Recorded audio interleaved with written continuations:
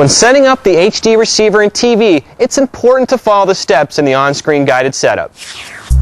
When you turn on the TV set, you should get a clear picture. Though it'll be the initial setup screen, it should be clear and sharp. If you don't get a picture, check all of the connections, then check the format setting. When you go through the startup process for the first time, the receiver will take you progressively through the steps needed for initial setup. If you're also installing for the 72.5 and 95 satellites, they can be manually selected in the H20 menu. The system no longer requires auto detect.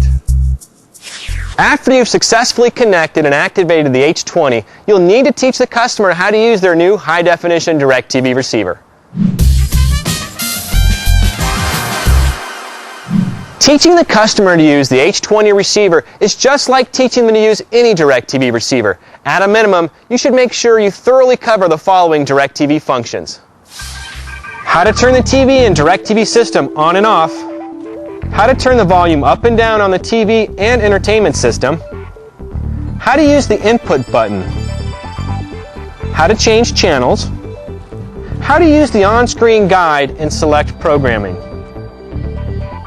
how to order pay-per-view events and movies, how to set up their locks and limits, then explain how the channels are grouped and where the high-definition channels are located.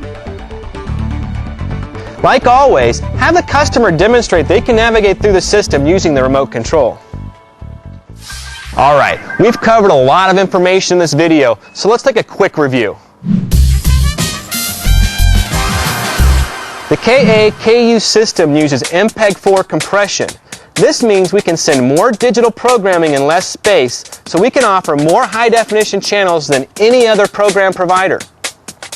This new technology uses Ka-band satellites that have higher downlink frequencies than our current Ku-band satellites, eliminating the possibility of them interfering with each other. The downlink frequencies of the Ka-band satellites are from 18.3 GHz to 20.2 GHz.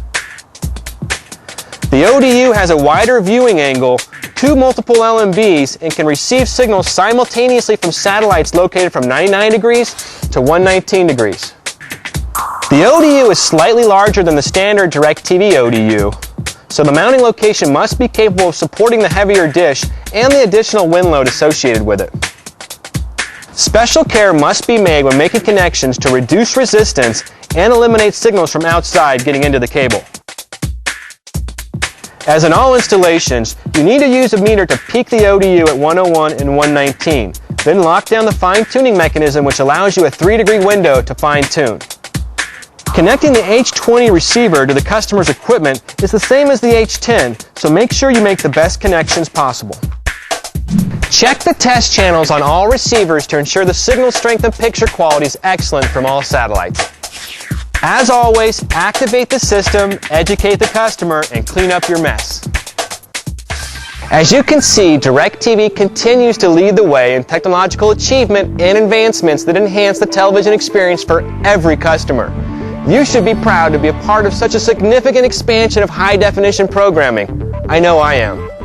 On behalf of the DIRECTV Technical Training Department, I'd like to thank you for taking the time to become the best technician you can be and making this new technology a complete success.